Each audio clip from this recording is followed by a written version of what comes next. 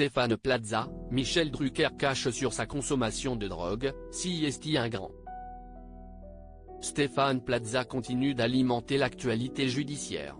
Voilà un moment que l'animateur vedette de M6 connaît une descente aux enfers. Après sa précédente condamnation pour des faits de violence, le célèbre agent immobilier se retrouve impliqué dans une sombre affaire. Ce lundi 5 mai, il a en effet été interpellé à son domicile à Bougival, dans le cadre d'une enquête pour trafic de stupéfiants.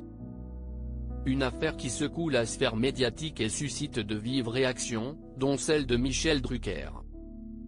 Les forces de l'ordre auraient ensuite saisi une petite quantité de cocaïne, environ 1 gramme, une pipe destinée à sa consommation et la somme de 1 700 €. En liquide. Dans les colonnes du Parisien, une source proche de l'enquête a rapporté que l'animateur de M6 faisait partie des objectifs de la police judiciaire. 2 autres personnes ont également été arrêtées dans le cadre des investigations, après une garde à vue de quelques heures. Stéphane Plaza a finalement été relâché. Mais pas sans condition. Il aurait en effet réglé une contribution citoyenne de 3 000 €.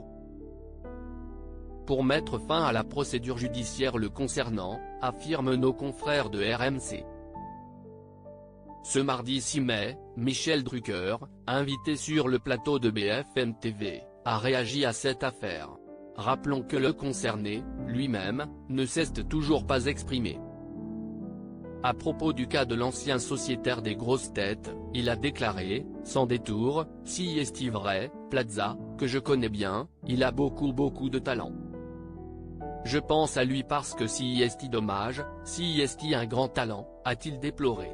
Celui qui tient les rênes de Vivement Dimanche depuis de longues années a dans la foulée, précisé le concernant, la drogue, je ne suis pas passé par la drogue, ma drogue. Ça a été la télé, une autre addiction, mais est-ce qu'on se sort de la drogue? Est-ce qu'on s'en sort? Michel Drucker ne s'est pas arrêté là. Face à Benjamin Duhamel, il a fait mention du phénomène de substances illicites qui prend progressivement de l'ampleur. En France. Je crois que la drogue a circulé toujours. Bon, ce n'est pas la même époque, mais Jean-Luc Delarue en est mort. Et si est-il vrai que dans le milieu du showbiz, si est-il là où ça circule un peu plus, mais là, si est-il partout. Maintenant, des points de drogue, il y en a dans toutes les villes, dans la province profonde. A-t-il déclaré. Et de prendre un autre exemple clair, les gosses de 15 ans de notre époque ne sont pas les gosses de 15 ans de maintenant parce que les gosses de maintenant, on les retrouve dans les rues de Rennes avec des kalachnikovs et qui tirent à vue.